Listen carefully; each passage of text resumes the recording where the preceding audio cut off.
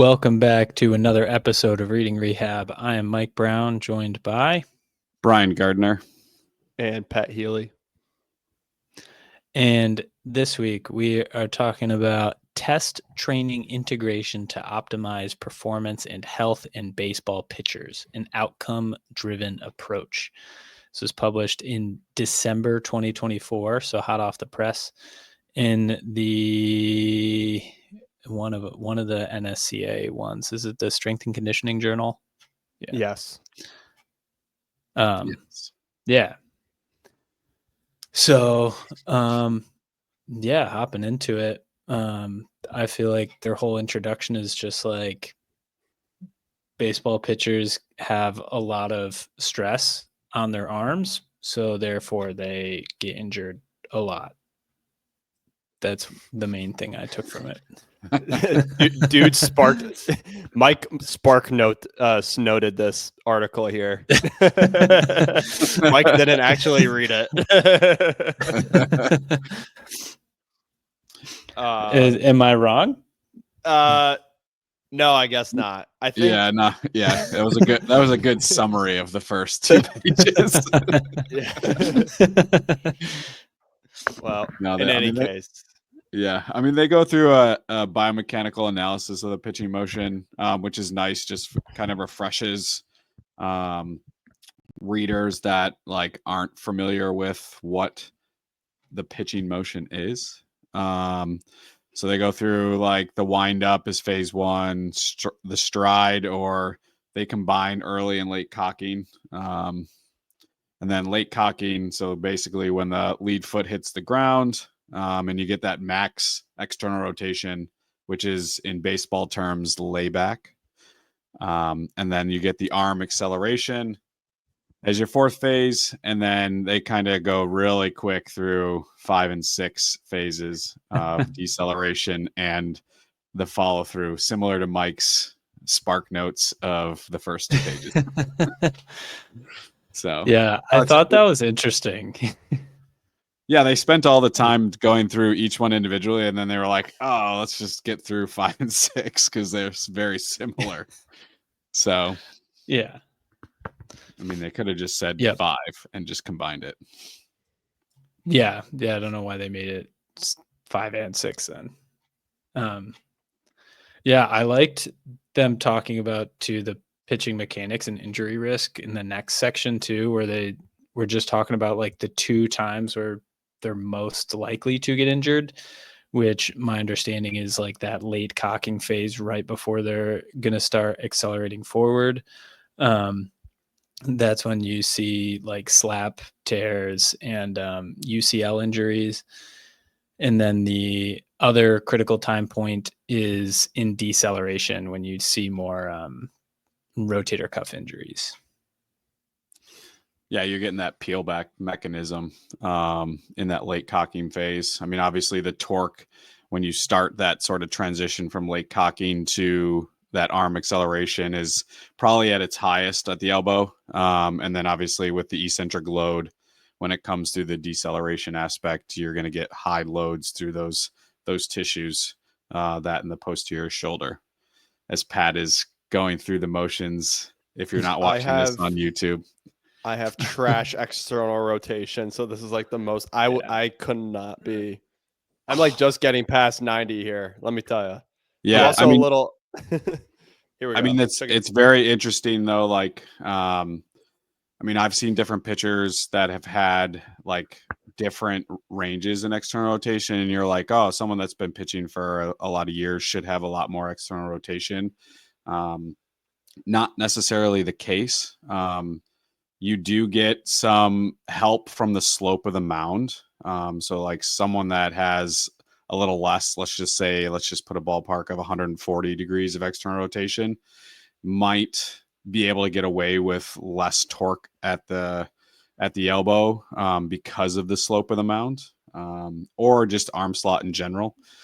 But then you'll get guys that get to like, you might as well just spin their arm all the way around. And then they're just getting some like hypermobility. So there's a lot of different things that you have to look at. And there's a lot of research out there with range of motion, obviously, but I tend to lean around the strength side of the spectrum, where you're going to get external rotation just the way that that when you start that acceleration process and get into that layback, you're going to get momentum, or you're just going to get weight from the baseball that weighs 5 ounces, that you're going to get into some more external rotation dynamically, let alone you might not be able to get in static. So that's just the difference between like taking an actual biomechanical analysis, like using motion capture, versus like a static analysis where what we'll kind of talk through, where you're just getting external rotation, like supine on a table, and just going to end range. So there's a lot of different things that you need to take in consideration, because just because they don't have enough on the table doesn't mean that they might not be able to get it, like when they're pitching down a mound. Yeah, that's a great segue into the next bit. But I have a question that I don't know, maybe you know the answer to. Is there any performance benefit or detriment to having more or less external rotation range of motion, or is it just like, does it just fit into like that person's style, I guess? Yeah, that's a great question, because there's like obviously mechanics there isn't one sort of gold standard for mechanics. There's obviously a big bandwidth, and I think has to do with a lot of movement patterns and sort of like repetitive ones, and specifically, you can even equate that to like sprint mechanics. It's like not every stride's the same. So I think it comes down to answer your question, it depends, and I hate to say that. There it is, baby. Let's go. PTs stay on top. Yeah. So go back on that, but the more external rotation you have, and the more layback you have on a baseball, you have more time to put force into it. Granted, that's taking in consideration as you have no leakage of force from the lower body all the way up, which they do kind of go through the kinetic chain sequencing and how important that is. But I think that's where, if you have more external rotation, the more time, the more force you put in the baseball. But there are also guys that throw 100 that don't really have a lot of external rotation because they're very short to the ball. They have a little bit more, I guess, force generation. So again, it comes down to force, like mass times acceleration. So like the mass is obviously the individual, but then the acceleration, how fast the body is moving, is going to get you your force production. So again, that's where, if you have more time to create that force, great. But if you don't have sort of that acceleration component, it kind of defeats that purpose. So yeah, that's kind of a short breakdown of it depends. Yeah. And then, so thank you. Yeah. I definitely, baseball / like the upper extremity in general is kind of a blank space for me. I could tell you a lot about the foot, but not about the hand. The foot is also is very important. You do need feet when you do pitch. It's quite an important force generator. I think that's a good thing to kind of like reiterate, is that pitching is a full body sort of kinetic sequencing, I guess, movement. I think you tend to think about like, oh, pitchers, like they just have to have strong shoulders and they'll be fine. But it not necessarily the case, as we'll kind of go through some testing stuff from this article. So I think that's where it is important to kind of look at from all the way to the big toe to the fingers, and even like forearm strength and hand strength. Even sometimes to look at like positioning of the cervical spine can potentially put into some limitations with thoracic rotation. So I think that's warranted to kind of chat through as we get going through the testing stuff. Yeah, well, that's all a lot more than the testing they have in here too, which is fun. I feel like I in the beginning I did the Spark Notes of the introduction. If you don't want to read the article itself, like you can just look at table 1 and get like the main things from the article here. It goes through all the different phases, the key physical qualities like needed in each phase according to the authors, and how to test them. And what I really like is they give benchmarks for those tests too, with then a bunch of like clinometric things after that. But some articles I've read don't give the benchmark. They just say like, oh, here's the test. And then like it's on you to go find what like a good number is for that. So I appreciate that they give some sort of benchmark here. But yeah, then I guess we can just go through them in whatever detail that we want from the either in order of table 1 or in order of the actual like written article. My biggest complaint with the article is that they don't really explain the test in like the writing, and they have a YouTube link, but the YouTube link, at least for me, hasn't been working. So I don't actually know, like they talk about the shoulder flexion assessment test or the shoulder to wall test. And they say essentially they made the test up, but then they don't explain what the test is. So I'm like, well, that's not very helpful. But I mean, I'll go off the shoulder flexion test because one of the authors, Ben Ashworth, also puts out a course called Athletic Shoulders, which is a very good course for those that want to get into some upper extremity learning, especially from someone that's worked in a multiple different areas of the shoulder. I know he consults a lot with baseball teams within Major League Baseball. But basically you're sitting against the wall with a stick, and then you pretty much go backwards, touch the wall with the stick, and keep the elbow straight and whatever that is, and then you compare it to going up with the other side. And that kind of gives you your sort of like measurement, I guess you would say, for that. If that interesting. makes sense. Yeah. Kind of. I mean, the other thing that the other thing, and I'll go off of a different way, is I have used a company called Armcare, which they have like a handheld dyno, but it also has an app that connects into like an IMU. So it kind of gives you enough. You just have to get in a certain position, and then you just go through next to a wall. So they standardize the testing. That gives you specific ranges of motion. Obviously, there's a coaching part of it. The thing behind Armcare is that it could be done by an individual remotely, as long as they kind of make sure that they're not just compensating in other areas, whether it's coming from lumbar extension, or kind of like hip flexion, hip extension. So there is a learning curve with it. But that is another way to do it without having a goniometer. Obviously some more techie side of it allows you to just do it by yourself or have a practitioner do it with them so that they kind of understand it first and then go through it.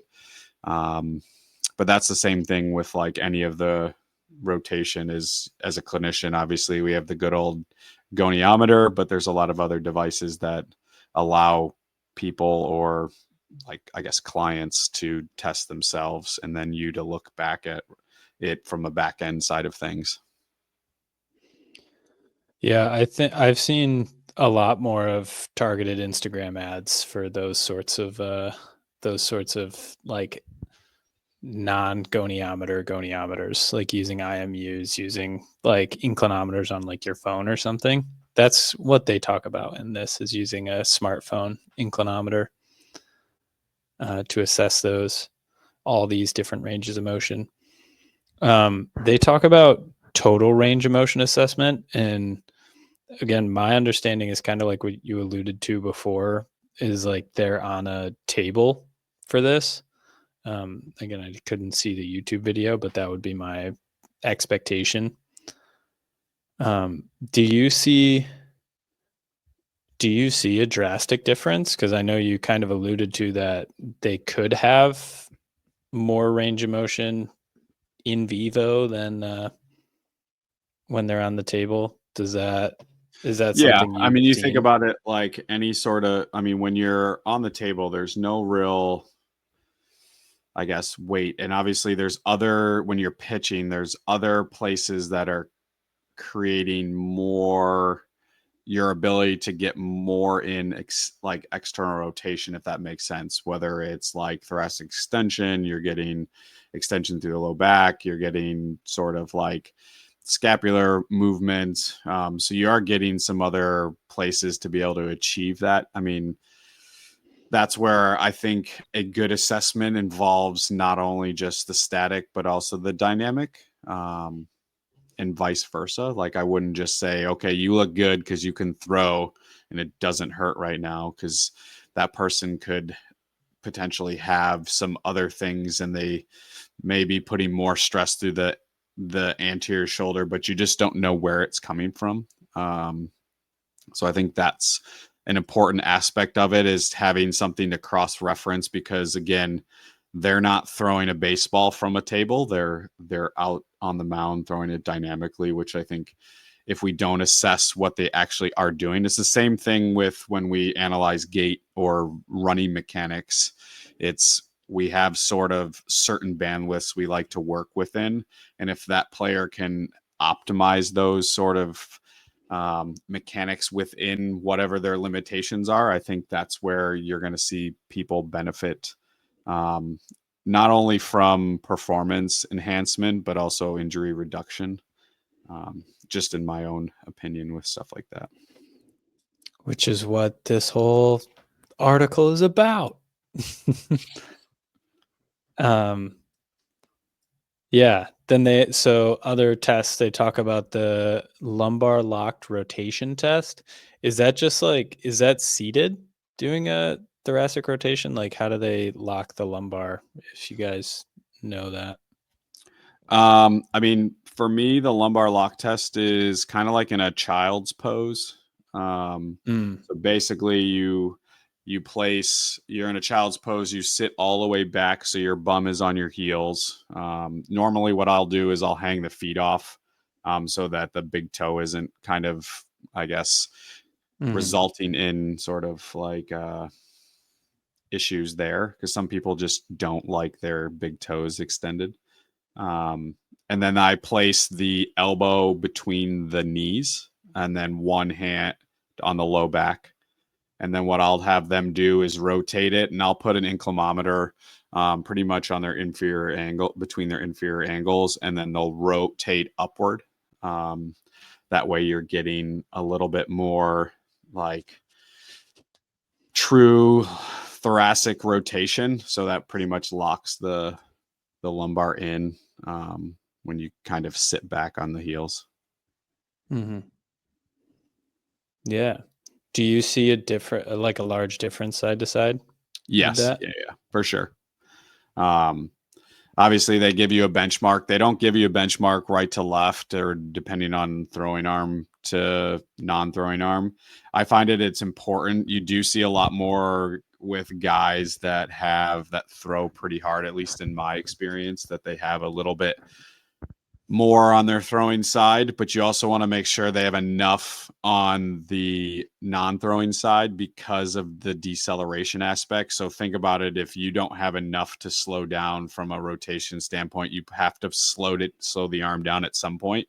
So that's just going to put a lot more stress through the posterior shoulder and the rotator cuff. So I think that's where it's a necessity to have like, I know they talk about, oh, well, you're just one-sided and you should just like, you're just right-handed. So you just have to worry about right side.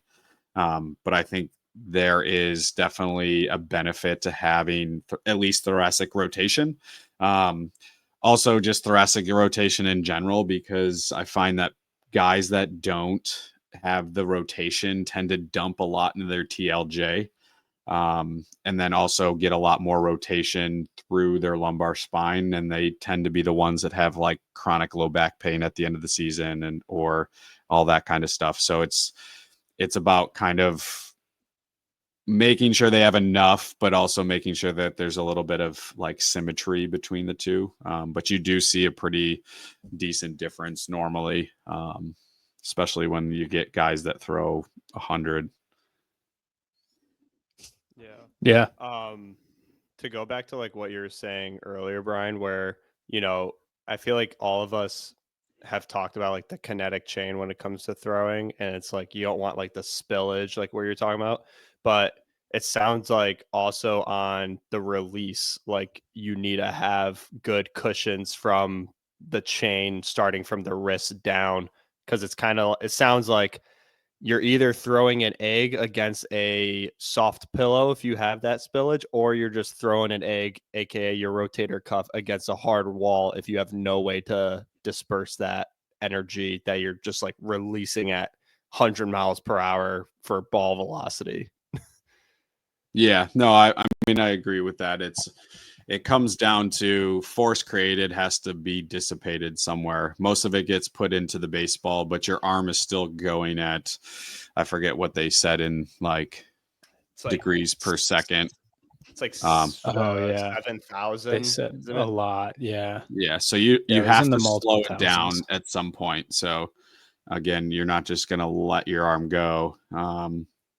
You'll put a ton of like neural stretch if you just kind of let it like release and just not let it go. So you have to worry about that kind of stuff too. So that is another thing that I think that doesn't take in consideration in this article is like the neurodynamic side of it, which I think is a good another sort of test that I've added into my, especially in overhead athletes, just because they do get a little bit different tension across different joints. And a lot of them will have that sort of like ulnar like subluxation, or they'll have obviously with TJ you'll get some ulnar like the ulnar nerve being moved around.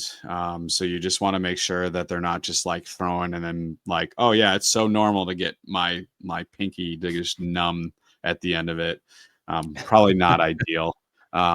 So I think that's another one that I think is important to kind of testing out, so that especially as they go through different programs, whether it's like a normal throwing routine or they're going through plyos or a velo phase, to allow them to kind of make sure that everything is running smooth. So I think that's where having those sort of skills to assess that, especially in these facilities that are now popping up all over the place, like it's good to have someone that's at least knows what they're talking about, because you tend to just go to these places and guys are just throwing it 100 miles an hour, but it's like they're not doing anything else. That's all they're doing. Yeah. Is that the testing you're just doing like the classic like upper limb tension tests? Yeah. I mean, so I'm expecting some neural tension. The way I kind of go about it is I do it on their opposite side, and they may get neural tension on the non-throwing side, and I'll be like, this is your normal. Okay. And then I want you to tell me where it's at. And then we kind of do the opposite side, and kind of say, is it the intensity change or if the location's changed, and how can we sort of make sure that changes over time? Not saying that it's fully going to go away, but if we can give these guys a little bit more education on how to do it themselves, or what this actually is, hopefully we can try to limit that sort of like nervous system sort of injuries over time. That's my personal like belief in all of it. So Yeah, I'm glad I wouldn't have even thought of that, but that makes a lot of sense. And I haven't seen many baseball players, but there was one pitcher that I was working with that did have a lot of upper limb tension as well. So yeah. All right. So I feel like they talk quickly about hip extension. They do a modified Thomas test. I feel like that, like, hip extension makes a lot of sense. Also, hip internal rotation makes a lot of sense. Like, I like that they spent a little more time talking about that one. Their test is the classic, just like sitting at the table. This is the only one that they describe what's going on, but it's the classic, like, sitting at a table and hips and knees at 90 and then try and internally rotate, which I feel like, I don't know, you could almost have some other way of doing that could look more like pitching, but I don't know if you necessarily need that either. Is this how you would do internal rotation, Brian? Do you look at internal rotation? yeah. I actually look at it from an open chain and a closed chain, because again, our ability to kind of internally rotate with our foot fixed is kind of working that fixed femur on the acetabulum. So kind of being able to kind of load your backside. So when you go into that, before you kind of start your stride, is you're going to load into internal rotation of the hip to kind of load your posterior chain. So I look at it from a closed chain, but I also do look at it from an open chain just to see, one, can this person do it? So is it a motor control issue or versus like an actual true like joint restriction? So that's kind of like similar to what, when looking at like the lumbar lock test, is like, are they actively able to get into positions versus passively? But I look at it from a hips standpoint, because again, we stand on our feet to pitch, and we're not sitting on the mound trying to throw. So I kind of utilize both of them. But yeah, I mean, I use the seated internal. I just use my inclinometer and I standardize it by just making a fist and just putting it between their knees, and then I passively take them into internal rotation. So yeah. Makes sense. Yeah. We spent a lot of time on the mobility ones, but then they also have force production tests and power tests as well. What are your thoughts on all those? Are there any that stand out to you, or ones you like do a lot? Yeah, I mean, I do pretty much most of them. The interesting one that I may take away from this article, to be honest, is the landmine throw. So what I usually use is a med ball shot put for distance. Mm-hmm. I have toyed around with looking at it from like a med ball shot put, looking at velocity of ball, which I know can be a little bit more accurate. So I just haven't had sort of like the time, and I think that's a time restraint when it comes to like setup, where I can just grab a tape measure and a med ball and say, throw this as far as you can. But also I think they do standardize the weight in the landmine as 30 kgs. And they do look at meters per second. So, I mean, I could technically look at that with like a VBT, but again, originally when I first started assessing sort of like the pitching mechanics, is we didn't have VBT. So I had to find something else to kind of quantify sort of like that kinetic chain integration that they consider. So I used the shot put med ball throw. And then I just started looking at like what they use is, where is it? I think the trunk isometric trunk rotation test. So they use pretty much like I would use a crane scale and just do a Palloff press and just at a fixed point and just try to rotate against a fixed point. They don't have a benchmark for that, which is interesting. But I feel like it would be obviously what they said in this article is that rotation, or at least what I've read also, is that rotation has been linked to like throwing velocity and hitting velocity, or exit velocity and hitting. So I would say the higher the better. But again, if that's hot, like how much is that depending on like the kinetic chain? So it's again, if you're strong in one portion but weak in others, like is that going to transfer over? But yeah, I've toyed around with that. Usually I'll just use the shot put though, when it looks at rotational stuff. I haven't gone much down the strength end. Like I'm surprised they didn't talk about like mid thigh pull. I'm surprised they didn't look at any sort of like frontal plane jumps. That's something that I usually would look into because again, pitching, I mean, you're literally driving off the foot in the frontal plane and then rotating. But yeah, I mean, obviously harder to standardize versus like what they've kind of gone through. Yeah. They have the shoulder endurance assessment, the posterior shoulder endurance test. Is that just the one where you're in a push-up? Or what's No, the... so that's the closed kinetic chain. I forget what it stands for, but yeah, it's different. You're actually prone with the arm hanging off at a metronome. I've seen two different sort of like beats per minute of 30 or 60.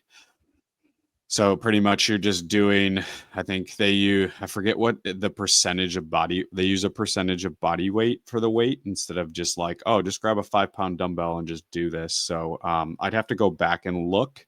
I don't necessarily look at this. Again, it does take a lot of time, and it's whether or not you're going to get what you actually want. Obviously, pitching is repetitive, but I don't know if it actually like how much it really gives me like insight into how I would train. They give a better example of it. I think I just am biased because I don't use this test because it could take a long time depending on how strong. I mean, it could be very quick if the person has no endurance. But again, I do like the test. But again, it's all about practicality within the setup that I'm in. I do a pretty extensive like assessment on the throwers that I work with. So it's just finding time to get everything in. But yeah, I mean, I said, go ahead. Oh, I was just gonna say the like the timepiece is a big part, like especially for me where I'm like not seeing a lot of baseball players. What I would take from this article is like, okay, here's all these different tests that I can do.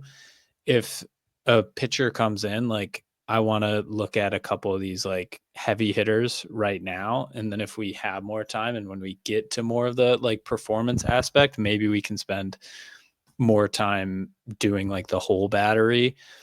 But for me, like at a eval, like maybe I only do a couple of these that aren't as like, especially more of the like mobility, some of the ones that aren't as extensive as a setup. Yeah, I mean it definitely comes down to setup. Because like just looking at this, I mean, you're looking at, okay, they take counter movement jump. You have to use a force plate potentially at this. The Ash test, they look at, you need a force plate or a load cell for that. I mean, the setup for the landmine's probably not that conducive because again, you're kind of going through an evaluation and like, you're going to have to like warm up to be able to like do some of the performance metrics side of it. I wouldn't just necessarily be like, oh, let's just do a peak internal, external rotation test at 90 right now without you kind of going through. I know on like the arm care app that we kind of utilize, they like ask if you've gone through a warm up, and they recommend it just because of that factor of like, it'd be like you standing under 600 pounds to do a squat, and you're just like fresh off like getting out of your car and just getting under a bar and just saying, let's just rip this and see if I can tolerate it. Not a good practice for you if you're the clinician and being like, yeah, this is a good idea.